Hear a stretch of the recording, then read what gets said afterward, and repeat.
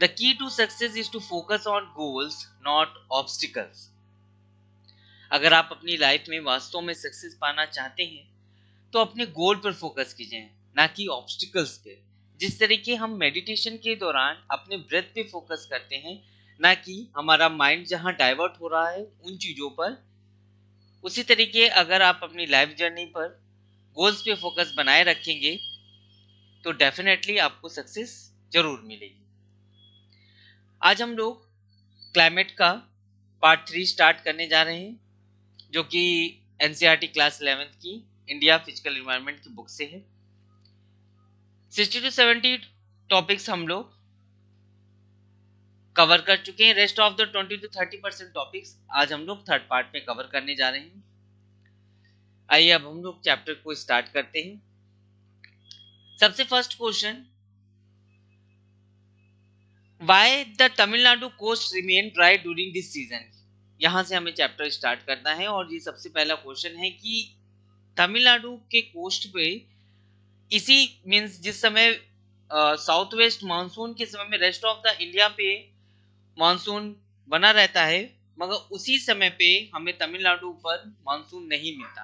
तो उसका रीजन क्या है? आप जानते हैं कि जो तमिलनाडु कोस्ट है वो सिचुएटेड है parallel to bay of Bengal. यहाँ पे आप देख सकते हैं, ये देखिए, ये तमिलनाडु कोस्ट है और ये बे ऑफ बंगाल इसके पैरेलल ही सिचुएटेड है।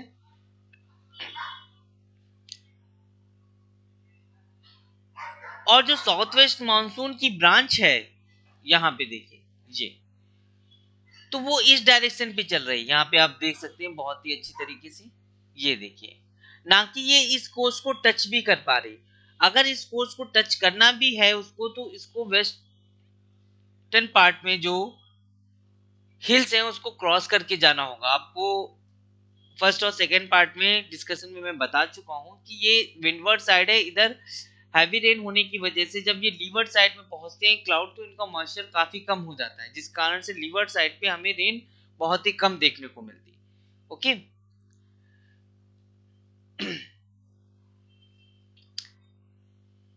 इस कारण से ये रेन शैडो एरिया में आते हैं, चाहे वो अरेबियन सी की ब्रांच हो और चाहे इधर बे ऑफ बंगाल की जाने वाली ब्रांच हो, दोनों ही कंडीशन पे यहाँ पर रेन हैवी नहीं हो पाती। ठीक है, ये पैरेलल निकल जाते हैं इस तरीके से, और ये जो वेस्टर्न घाट की तरफ आ रही होती है ब्रांच, तो यहाँ पर हैवी वर्षा हो जाती है वेस्टर्न घाट पे ही, तो लीवर्ड साइड पे उतनी पहुंच नहीं पाती। मानसूनल रेनफॉल के कैरेक्टरिस्टिक्स को जरा समझ लेते हैं। First, seasonal characteristics, and second, large govern by the relief और टोपोग्राफी। ओके, दोनों के बारे में वन बाय वन समझते हैं। मानसूनल जो रेनफॉल है वो डिक्लाइन होती है धीरे धीरे, जैसे जैसे ये सी से थोड़ी दूरी पर जाती है। इस जगह पे आप देख सकते हैं, जैसे जैसे ये सेंट्रल पार्ट में पहुंचेगी वैसे वैसे रेनफॉल कम हो जाएगी। ओके, क्योंकि मॉइस्चर धीरे धीरे कम होता रहता है, रेनफॉल क्योंकि कॉन्टिन्यूअस बनी है, तो स्वाभाविक सी बात है कि उसमें जो वाटर की क्वांटिटी थी, जिस क्वांटिटी में वाटर था वो धीरे धीरे कम हो गया। तो जैसे जैसे इंटर करके अंदर पहुंचेगा तो रेनफॉल हमें काफी कम देखने को मिलेगी। Okay, monsoon rains occur in a wet spell of a few day duration at a time. The wet spells are interspersed with a rainless interval known as breaks. कुछ समय तक, जैसे कि फर्स्ट पार्ट में मैंने बताया है कि 1 to 2 वीक्स तक अगर कॉन्टिन्यूअस रेन हो रही है, उसके बाद रेन थोड़े समय के लिए बंद हो जाती है, 1-2 दिन या 1 वीक के नियर अबाउट, तो उसे हम मानसूनल ब्रेक कहते हैं। ठीक है, ये 1 वीक के लिए भी हो सकती है, मोर देन 1 वीक के लिए भी हो सकती है। ठीक है, ये जो ब्रेक आता है उसका सबसे बड़ा रीजन साइक्लोनिक डिप्रेशन है, जो कि वेस्टर्न साइड से आता है। ठीक है, mainly formed at the and head of the bay of Bengal. Okay, एक वेस्टर्न साइड से आता है और एक जो बे ऑफ बंगाल के हेड पर ओरिजिनेट होता है यहाँ पे। ठीक है, इसके कारण से हमें मानसूनल ब्रेक देखने को मिलता है। आप उसको भी रिलेट कर सकते हैं यहाँ पे, जो ईस्टर्न वेस्टर्ली या ईस्टर्न जेट स्ट्रीम है, ओके, उनको भी यहाँ पे आप रिलेट कर सकते हैं। मानसून काफी बिग रोल निभाता है हमारे यहाँ एग्रेरियन इकोनॉमी में, क्योंकि इंडियन इकोनॉमी मेजरली एग्रेरियन है, तो इसमें मानसून का काफी इम्पैक्ट पड़ता है। ओके, और भी अगर डीप में जाएंगे तो इसको हम इकोनॉमी से काफी इजीली रिलेट कर सकते हैं चीजों को। Okay, rain sometime and considerably earlier than usual. क्या होता है, कभी कभी रेन जो उसका आम समय है, नॉर्मल टाइम ड्यूरेशन के पहले ही खत्म हो जाती है या कम टाइम ऑफ पीरियड के लिए होती है। उसके कारण से जो खड़ी फसल है उसमें बहुत ज्यादा नुकसान होता है। ओके, और जो विंटर क्रॉप्स है, जो हम विंटर क्रॉप्स मींस वो क्रॉप जिनको हम विंटर के समय पे काटेंगे, तो उसको अभी से बोना चालू करते हैं मानसून के बाद से ही, तो उसको बोने में भी हमें डिफिकल्टी आने लगती है। जहाँ पे हमें ज्यादा पानी की जरूरत होती है तो मानसून पहले ही खत्म होने की वजह से हमारे पास ज्यादा पानी उपलब्ध नहीं हो पाता। ओके, और हमारे यहाँ का इंफ्रास्ट्रक्चर ऐसा अभी डेवलप नहीं हुआ है कि हम इतना ज्यादा वाटर प्रोवाइड कर सके फार्मर्स को। ओके, आइए आगे देख लेते हैं चीजों को। अभी तक हम लोग साउथ वेस्ट मानसून जो इंटर कर रहा था ऑनसेट पढ़ रहे थे, अब हम लोग रिट्रीटिंग मानसून के बारे में समझ लेते हैं चीजों को। ओके, अक्टूबर और नवंबर के समय पे ये साउथ वेस्ट मानसून काफी वीक हो जाता है, क्योंकि लो प्रेशर ट्रो जो है ऑफ गंगा प्लेन का स्टार्ट मूविंग साउथवर्ड, वो साउथवर्ड मूव करना स्टार्ट कर देता है। तो उसके रिस्पॉन्स में होता क्या है, साउथवर्ड मार्च ऑफ द सन, ये जो प्रेशर की लाइंस हैं आइसोथर्म से, वो भी साउथवर्ड मूव करने लगती है। ये कह लीजिए आपकी ITCZ भी मूव करने लगता है साउथवर्ड की तरफ। Okay, the monsoon retreat from western Rajasthan by the first week of September. सितंबर की फर्स्ट वीक से ये राजस्थान के वेस्टर्न से रिट्रीट होना स्टार्ट होता है। Rajasthan, then Gujarat, then western Ganga plain, then central highland by the end of the month. उसी मंथ के अंत तक ये गंगा के सेंट्रल हाईलैंड प्लेन से भी वापस होना स्टार्ट कर चुका होता है सितंबर के मंथ में। अगर आपको ये समझना है कि रिट्रीटिंग साउथ वेस्ट मानसून के समय पे कंडीशन क्या होगी, तो आप इस चीज से समझ सकते हैं कि उस समय क्लियर स्काई होगी और टेम्परेचर हाई होगा, राइज इन टेम्परेचर। आप जानते हैं कि अगर इतनी बरसात हुई है तो अभी तक लैंड थोड़ा मॉइस्ट होगा, ठीक है, और हाई टेम्परेचर होगी। अगर हाई टेम्परेचर है, लैंड मॉइस्ट है, तो स्वाभाविक सी बात है एयर में ह्यूमिडिटी होगी, क्योंकि इवापोरेट होगा और एयर के साथ मिक्स हो जाएगा। ठीक, इस कारण से जो वेदर होता है वो और ज्यादा ऑपरेसिव हो जाता है। ठीक है, मीन सर्वाइविंग थोड़ी सी और ज्यादा मुश्किल हो जाती है, क्योंकि वो आप कह सकते हैं कि इस समय ऐसा कंडीशन होती है कि जो स्वेटिंग हो रही होती है बॉडी से वो भी सूखती नहीं जल्दी। ऐसी कंडीशन, क्योंकि जो एयर में ह्यूमिडिटी ज्यादा होगी तो आपकी, क्योंकि अभी तक ड्राई विंड थी, ठीक है, तो आपकी बॉडी का पसीना सूख रहा था। अगर अब जब ह्यूमिडिटी ज्यादा है तो जो बॉडी का पसीना सूख रहा था वो भी सूखना बंद हो जाता है, तो इरिटेशन और बढ़ जाती है ऐसी सिचुएशन में।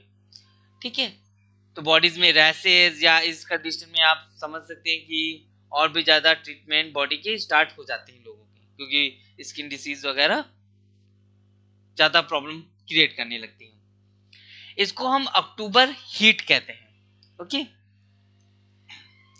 वेदर इन रिट्रीटिंग मानसून। रिट्रीटिंग मानसून के समय में वेदर कैसा होता है, is dry in north India but it is associated with rain in the eastern part of the peninsula. जबकि इसी समय पे हमें पेनिनसुला के ईस्टर्न पार्ट पे, ये देख लीजिए, अगर ये पेनिनसुला कंसीडर करें तो इसके ईस्टर्न पार्ट पे ये, ओके, यहाँ पे हमें इस समय मानसून देखने को मिलता है, हैवी रेन हो रही होती है। जैसे कि अभी आप रिसेंटली में आपने सुना होगा अक्टूबर नवंबर के आसपास तमिलनाडु केरल के कुछ पार्ट्स में हैवी रेन हुई थी। ओके, कंटिन्यूअस रेन हो रही थी, फरवरी के मौसम में भी आपने देखा होगा शायद। ओके,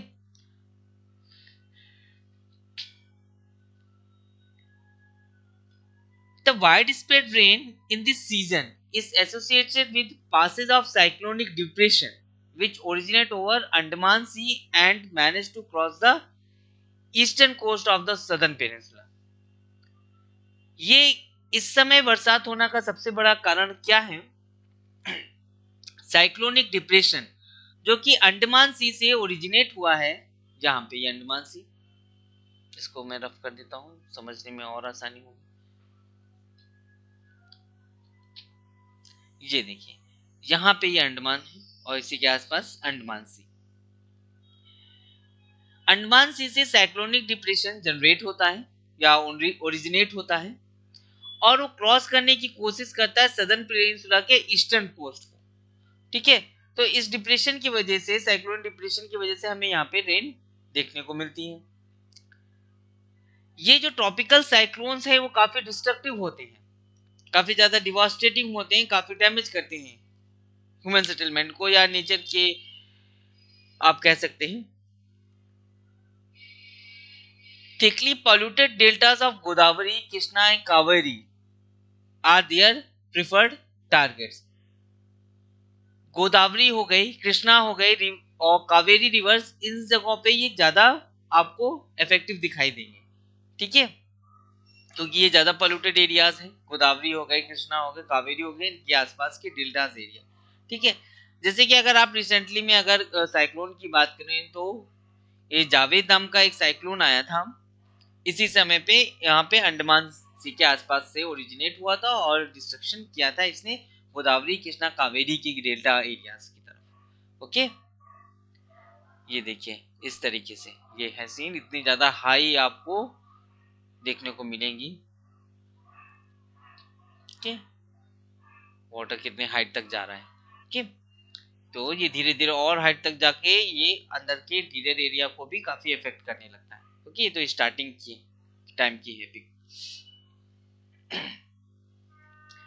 जून और सितंबर की सीजनल रेनफॉल की अगर हम बात करें तो 400 के आसपास, ये सब सेंटीमीटर में होंगी, 400 सेंटीमीटर के आसपास यहाँ पर हमें देखने को मिलेगा। इन जगहों पे मेघालय के एरियाज में हमें देखने को मिलेगा 400 सेंटीमीटर के आसपास। 200 से 400 के आसपास आपको अरुणाचल के एरिया में, पश्चिम बंगाल के नॉर्थ एरिया में। ठीक है, और ये महाराष्ट्र का वेस्टर्न पार्ट और ये केरल के वेस्टर्न पार्ट की तरफ आपको देखने को मिलेगा। उससे कम 100 से 200 के आसपास ये असम का एरिया हो गया। ठीक है, इधर आप समझ सकते हैं त्रिपुरा और मिजोरम का एरिया हो गया, और ये पार्ट, ठीक है, बिहार का कुछ पार्ट और यूपी का कुछ नॉर्थ पार्ट। ये सेंट्रल पार्ट पे अगर अगर हम आ जाए उड़ीसा, यहाँ पे छत्तीसगढ़, यहाँ एमपी, यहाँ पे 100 से 200 सेंटीमीटर। उसके ही लगा हुआ यहाँ पे आपको 60 से 100 की सेंटीमीटर के आसपास मानसून देखने को मिलेगा, ये रेनफॉल देखने को मिलेगा।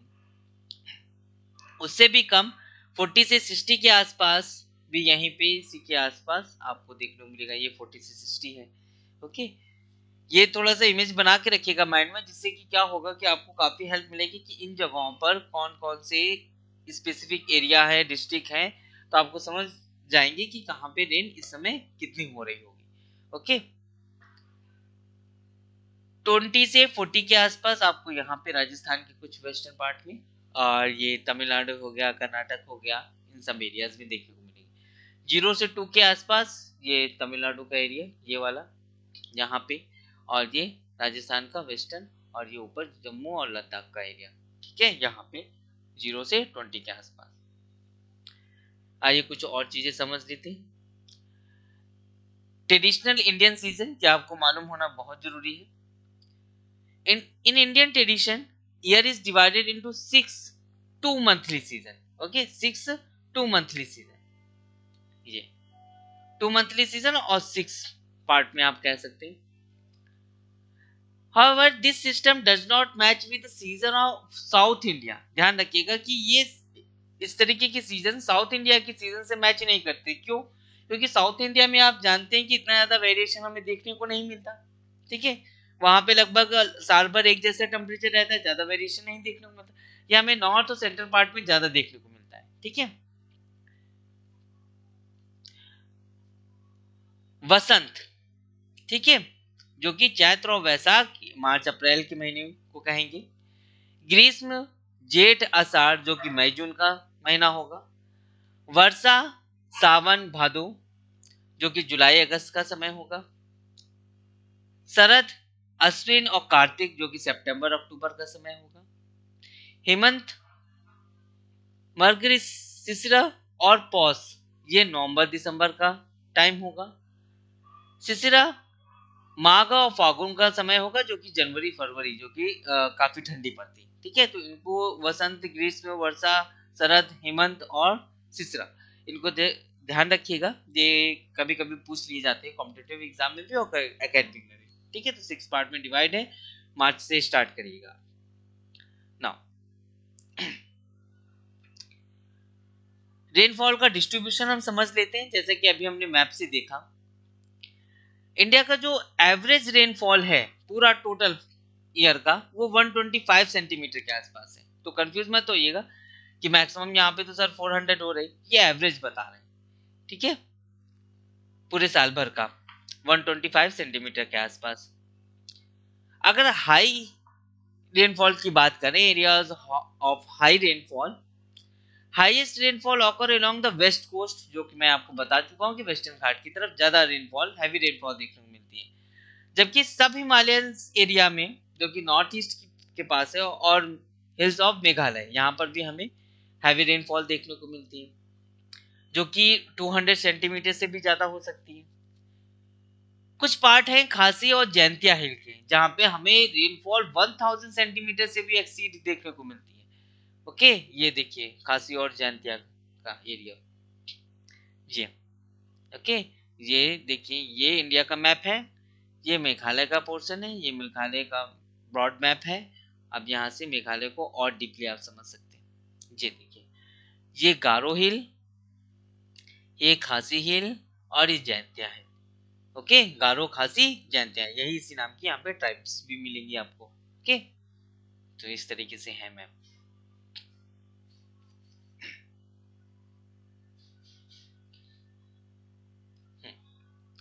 जहाँ पे हमें 1000 सेंटीमीटर से भी एक्सीड रेनफॉल देखने को मिलती है। वेस्ट कोस्ट में सबसे ज्यादा हाईएस्ट रेनफॉल होती है।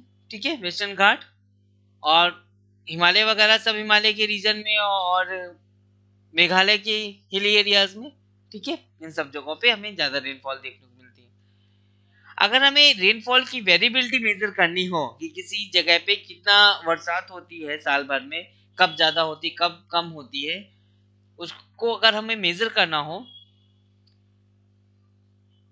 the variability of rainfall is computed with the help of following formula. CV is equal to standard deviation upon mean into 100। Okay, ये फॉर्मूला है स्टैंडर्ड डेविएशन निकालने का। अगर आपने इकोनॉमी भी पढ़ी होगी साथ में ही थोड़ी बहुत, तो वहां पे स्टैंडर्ड डेविएशन कैसे निकाला जाता है ये बताया गया, या मैथमेटिक्स से रिलेटेड है। ठीक है, अब मैं वहां पे ज्यादा डीप नहीं जाना चाहूंगा। सीवी क्या है? कोएफिशिएंट ऑफ वेरिएशन है। ठीक, तो स्टैंडर्ड डेविएशन मीन आप जानते ही होंगे, 9th-10th में भी पढ़ाया गया है, और इनटू 100। ओके, ध्यान रखिए, मींस सीवी अगर हम इस तरीके से करें तो standard deviation H D upon mean into 100। Okay, India के क्लाइमेटिक रीजन, आप जानते हैं कि इंडिया पूरा होल मानसून टाइप क्लाइमेट मिलता है हमें यहाँ पे। Okay, there are different scheme of classification of climate, major climatic types of India based on Koppen scheme. ठीक है, कुछ स्कीम्स हैं जिसके तहत हम इंडिया के क्लाइमेटिक कंडीशन को, रीजन को सब डिवाइड कर सकते हैं। ठीक है, तो हम कोपेन को की स्कीम को जरा एक्सेप्ट करते हैं, उनके द्वारा समझते हैं। ये देखिए, ये है कोपेन ने, उन्होंने रीजन को इस तरीके से सब डिवाइड किया है।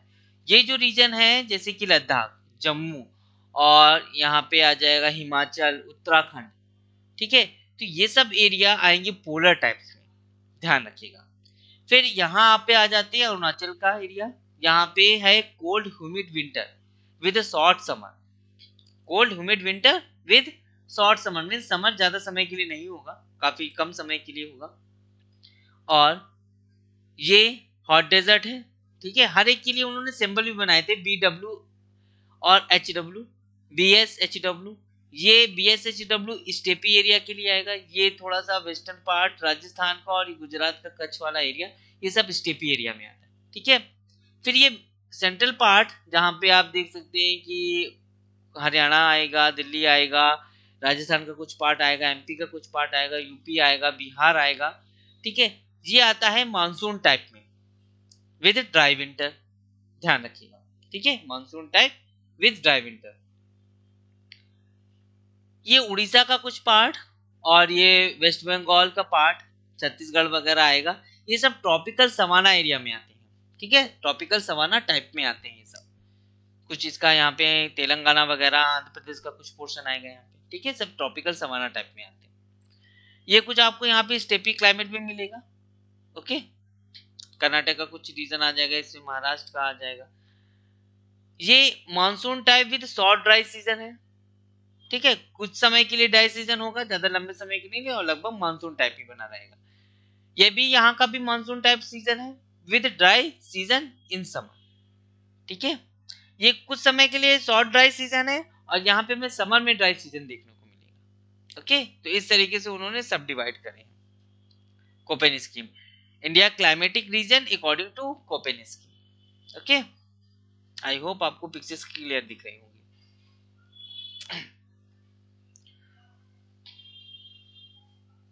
तो कोपेन स्कीम यहाँ पे डिस्कस हो गई, आगे अब देख लेते हैं।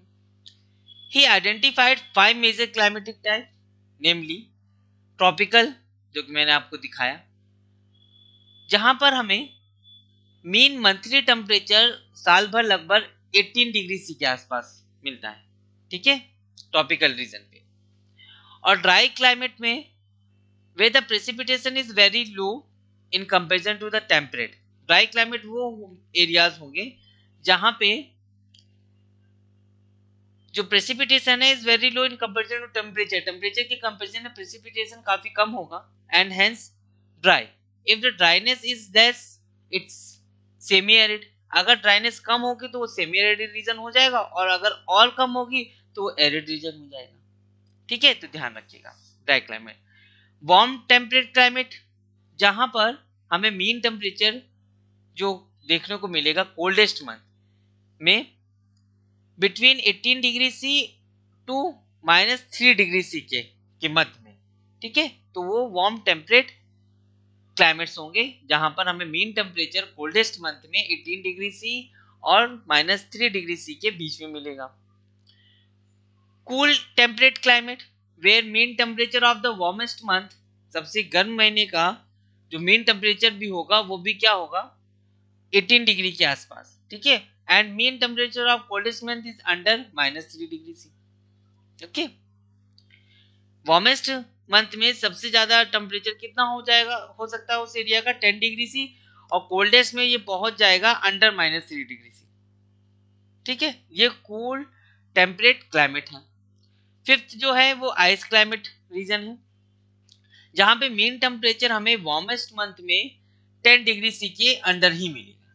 ठीक है, तो इस तरीके से उन्होंने 5 में डिवाइड किया। आई होप आपको मैप से ज्यादा क्लियर समझ में आएगा, तो मैप को ध्यान रखिएगा। Okay, tropical, dry climate, warm temperate climate, cool temperate climate और आइस क्लाइमेट। ओके, अगर हम मानसून की बात कर रहे हैं तो ये भी समझना बहुत जरूरी है हमारे लिए कि इंडिया की इकोनॉमी में ये कितना इम्पैक्ट डालता है। ठीक है, आप में से बहुत से लोग ये चीज जानते होंगे कि 64% पीपल इंडिया के एग्रीकल्चर पर डिपेंड है। ओके, और एग्रीकल्चर ज्यादातर साउथ वेस्ट मानसून पे डिपेंड करता है। अगर साउथ वेस्ट मानसून प्रॉपर नहीं होगा तो जो एग्रेरियन इकोनॉमी है उस पर काफी मेजर इम्पैक्ट डालेगा। ओके, अगर हम हिमालय को छोड़ दें, all part of the country have temperature above the threshold level to grow the crops and plants throughout the year। अगर हम हिमालय जैसे रीजन को छोड़ दें तो जो रेस्ट ऑफ द कंट्री है वहां पे टेम्परेचर क्या होता है, थ्रेशोल्ड लेवल से थोड़ा ऊपर रहता है। ठीक है, टू ग्रो द क्रॉप्स और plant through out the year. तो मानसून में हमें काफी ऐसा समय मिल जाता है जहां हम ज्यादा से ज्यादा फसलें उगा पाते हैं। रीजनल वेरिएशन भी हमें देखने को मिलता है इन monsoon climate, help in growing various type of crops, जब हम बहुत तरीके की क्रॉप्स उगाते हैं। Variability of rainfall bring droughts and flood. अगर हमें वेरिएबिलिटी ज़्यादा देखने को मिलती है, कहीं पे बहुत ज़्यादा बरसात हो गई, कहीं पे कम बरसात हो गई, तो स्वाभाविक सी बात है कहीं ड्रॉट होगा, कहीं फ्लड आएगी। ठीक है। Agriculture prosperity of India depend very much on timely and adequately distributed rainfall. ये अगर टाइमली चीजें नहीं होंगी, स्वाभाविक सी बात है हम जो समर में फसल उगाते हैं वो हम जाड़े में थोड़ी ना उगा सकते, या जो हम मानसून सीजन में उगाते हैं उनको हम जाड़े में थोड़ी ना उगा सकते। तो अगर चीजें टाइमली नहीं होंगी तो सारा जो साइकिल है वो गड़बड़ा जाएगी। ठीक है। और अगर इनका डिस्ट्रीब्यूशन प्रॉपर नहीं हुआ, जहां पे हमें ज्यादा बरसात की जरूरत है, ज्यादा पानी की जरूरत है, वहां ना बरस के उन जगहों पे बरस रहा है जहां पे हमें कम पानी की जरूरत है, तो भी साइकिल ब्रेक हो जाएगी। ठीक है। तो इन सब चीजों को बनाए रखने के लिए हमें अपने क्लाइमेट पे बहुत ज्यादा ध्यान देना होगा। और क्लाइमेट चेंज जिस तरीके से हो रहा है, हम लोगों को नहीं लगता कि ये ज्यादा दिनों तक सस्टेन भी कर पाएगा। Okay. Sudden monsoon burst create problem of soil erosion. अगर कहीं पे जैसे कि उत्तराखंड या हिमाचल साइड में आपने सुना होगा कि लैंड स्लाइड हुई, तो होता क्या है कि बादल फट गए। ठीक है। एक साथ पानी गिरने से उसका कोई यूजफुल नहीं है वो। अगर धीरे धीरे उसी जगह पे गिरे तो वहां पर होने वाले जो क्रॉप्स हैं उसके लिए काफी हेल्पफुल होगा, मगर एक ही साथ गिर जाएगा तो उसका कोई यूज नहीं है। ठीक है। अलग से वो डिवास्टेटिंग होता है और जो ह्यूमन सेटलमेंट को है उसको भी बर्बाद कर देता है। ठीक है। आइए अब आगे देख लेते हैं। विंटर रेनफॉल जो हम डिस्कस कर चुके हैं पहले भी, बाय टेम्परेट साइक्लोन जो मेडिटेरियन सी की तरफ से आते हैं। ठीक है। ये काफी बेनिफिशियल होता है रबी क्रॉप्स के लिए। ठीक है। जो कि अभी अभी हम अप्रैल वगैरह में काटेंगे। Okay. Regional climatic variation in India is reflected in vast variety of food.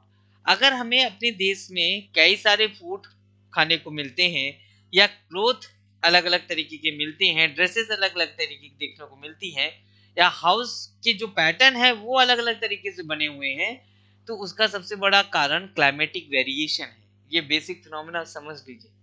ठीक है। अगर सेंट्रल पार्ट में जो आपको माउंटेन्स या घर बने हुए देख रहे हैं, वैसे आपको नॉर्थ पोर्शन पे अगर आप चले जाएंगे वहां नहीं मिलेंगे। ठीक है। या साउथ में चले जाएंगे तो और ज्यादा वेरिएशन देखने को मिलेगा। ठीक है। तो ये सब क्लाइमेटिक कंडीशन की वजह से है, क्योंकि इंसान क्या होता है आप जानते हैं कि जैसी क्लाइमेटिक कंडीशन है उसके अकॉर्डिंग ढलने की कोशिश करता है, जिसकी वजह से उसका सर्वाइवल काफी लंबे समय तक हो सके। ठीक है। ये चीजें इस वजह से हमें वैरायटी देखने को मिलती है। आप अगर जैसे केसर की खेती आपको नॉर्थ में ज्यादा मिलेगी, जम्मू के आसपास, रेस्ट ऑफ द पार्ट में आपको कहीं भी बहुत मुश्किल है कि केसर की खेती देखने को मिल जाए।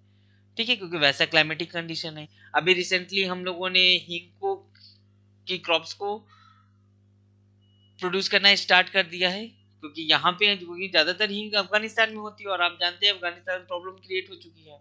ओके। तो वहां से अब इतना ज्यादा इम्पोर्ट नहीं हो पा रहा है, तो हमने अपने यहाँ लद्दाख रीजन जहाँ पे सेम क्लाइमेटिक कंडीशन है वहां पर उगाने की कोशिश की है। रेस्ट ऑफ द पार्ट में वैसी क्लाइमेटिक कंडीशन नहीं है। ठीक है। तो इन सब चीजों को करंट को भी रिलेट करते हुए चलिए आगे। सबसे बड़ा टॉपिक ग्लोबल वार्मिंग। ओके। ये समझना हम लोगों के लिए बहुत जरूरी है। इसके जो की फैक्ट्स हैं उनको जानना, क्योंकि ग्लोबल वार्मिंग आपको एनसीईआरटी की बहुत सी बुक्स में मिल जाएगा, लोअर लेवल की बुक्स में मिल जाएगा, मगर डीपली समझना यहाँ पे बहुत जरूरी हो जाता है अब इस सिचुएशन में कि जब आप 11th 12th में हैं। इसमें सबसे बड़ा रोल ग्रीन हाउस इफेक्ट है। ठीक है। इसकी वजह से ग्रीन हाउस इफेक्ट होता है और ग्रीन हाउस गैस इसका मेजर रीजन है। कार्बन डाइऑक्साइड जिसको आप CO2 भी कहते हैं, प्रोड्यूस होती है ह्यूमन एक्टिविटीज से ज्यादातर, जो कि इसके लिए काफी बड़ा कारण है ग्रीन हाउस इफेक्ट के लिए। ठीक है। ये गैस काफी लार्ज क्वांटिटी में रिलीज होती है एटमॉस्फेयर में। किसके कारण से? फॉसिल्स फ्यूल के जलने की वजह से, जो कि हम लोग अपने ऑटोमोबाइल में यूज करते हैं, और जो पर डे दिन पर दिन बढ़ती चली जा रही है। ये इस तरीके से बढ़ती है, या कोई भी आप कह लें कि 2 से 4, 4 से 8, 8 से 16, इस तरीके से बढ़ती हैं ये चीजें। ओके।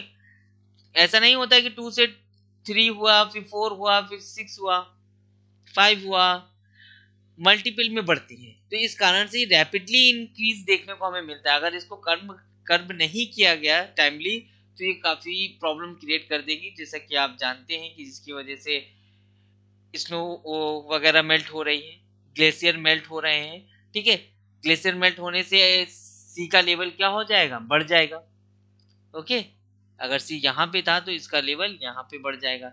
अगर सी का लेवल बढ़ जाएगा तो पहली बात तो इसमें जो एक्वेटिक एनिमल है उन पे इम्पैक्ट पड़ेगा, और दूसरी बात जो हमारा ह्यूमन सेटलमेंट एरिया वहां तक पानी पहुंच जाएगा। जहां कभी हमें इटली वगैरह में बाढ़ जैसी कंडीशन देखने को नहीं मिलती थी, वहां पे रिसेंटली हमने बाढ़ जैसी कंडीशन देखी है। ठीक है, और जो इन सब ग्लेशियरों में जो एनिमल्स वगैरह रहते हैं जैसे कि पोलर बियर वगैरह, उनका सर्वाइवल काफी प्रॉब्लम में आ गया है, क्योंकि अब उनके पास रहने के लिए एक प्रॉपर जगह तक नहीं रह गई।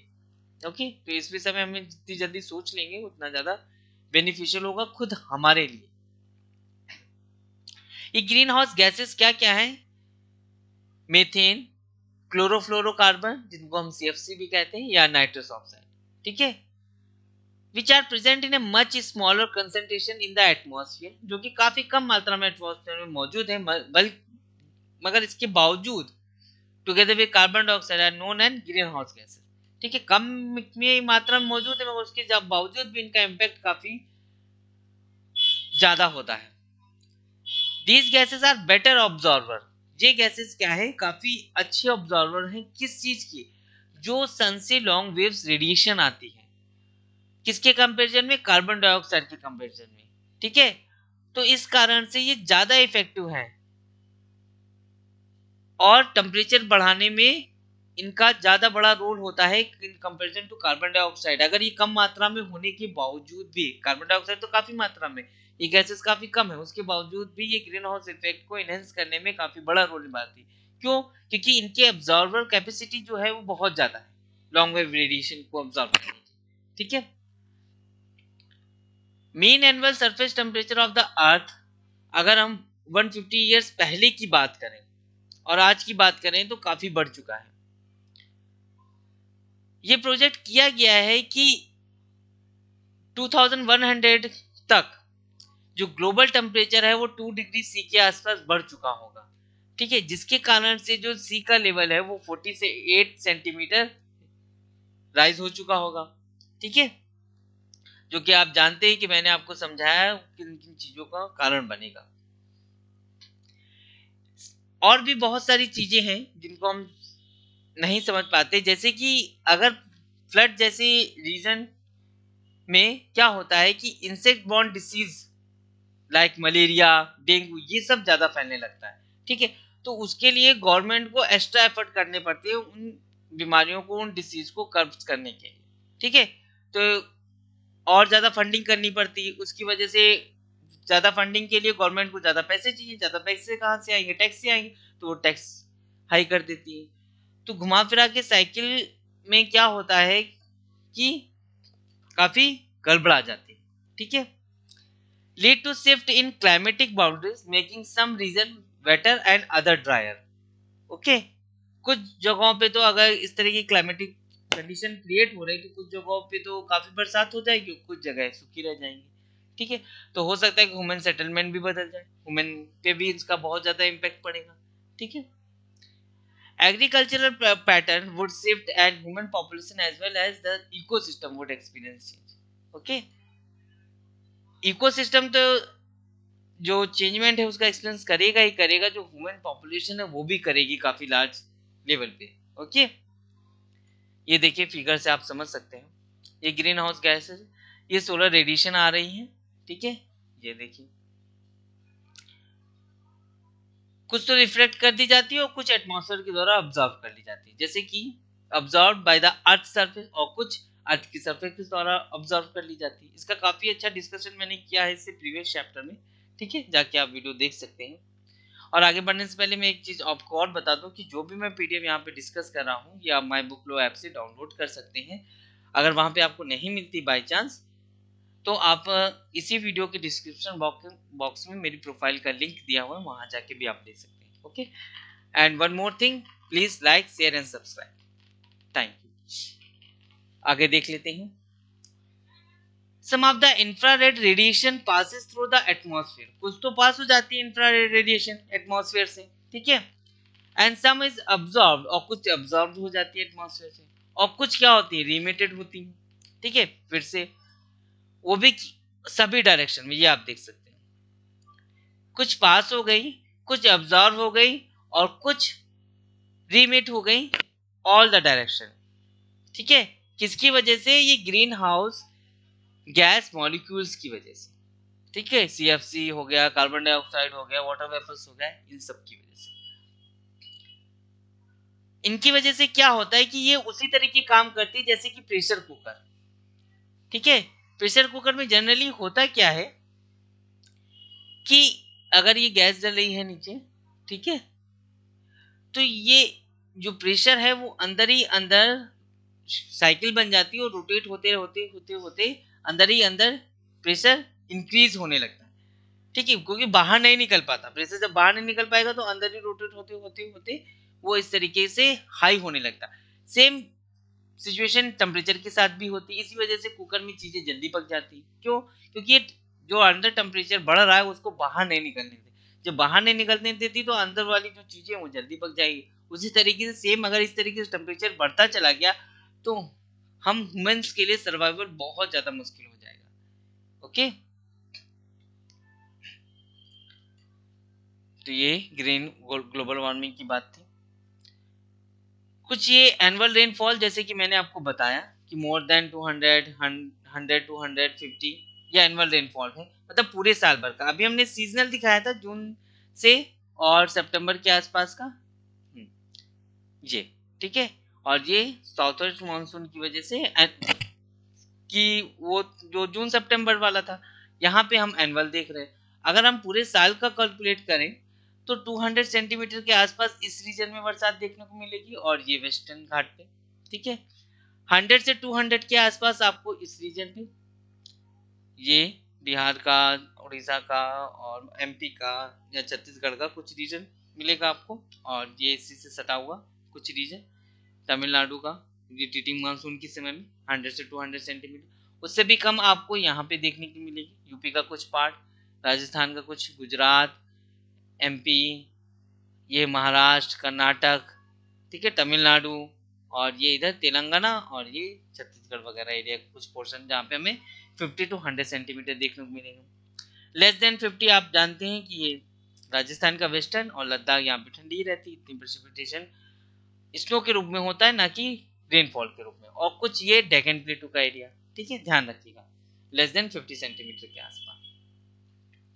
उसी जगह पे अगर हम वेरिएबिलिटी की बात करें, वेरिएबिलिटी ध्यान रखिएगा, समझ लीजिए इस चीज को कि मैक्सिमम रेनफॉल और मिनिमम रेनफॉल, इसके बीच का डिफरेंस, तो ये सबसे ज्यादा हमें यहाँ पे देखने को मिलता है, ठीक है, ये थार का है वेस्ट, और ये कच्छ का एरिया है यहाँ पे, कि बहुत ही कम या मैक्सिमम, ठीक है, उनके बीच में वेरिएशन जो नंबर का डिफरेंस है वो सबसे ज्यादा हमें यहाँ पे देखने को मिलता है, क्योंकि बहुत ही कम बरसात होती है।